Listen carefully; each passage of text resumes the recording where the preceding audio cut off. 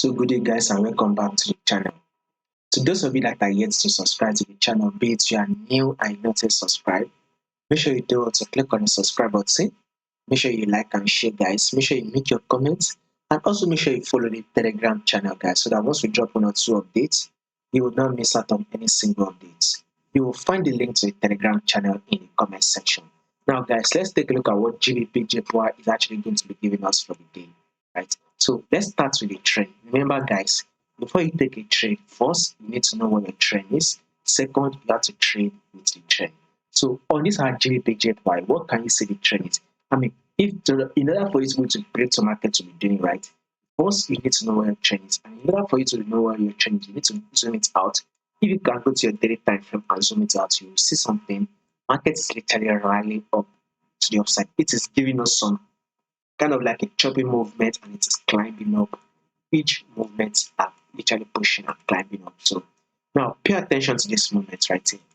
I have what? Alighted my trend line. So you can see that market did give us this touch.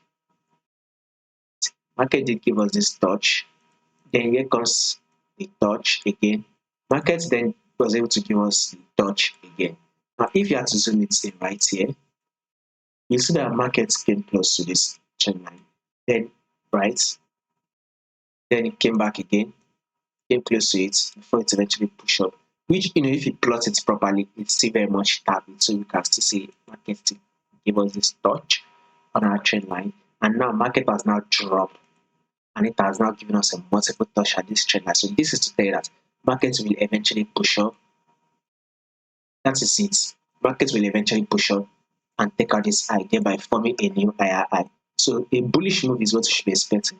With such a movement, you will be making about 100 pips. So if you want to go make 100 pips, right, you want to grab 100 pips on your GBPJPY, just going for the buy and hold your buy position. That is what you should do.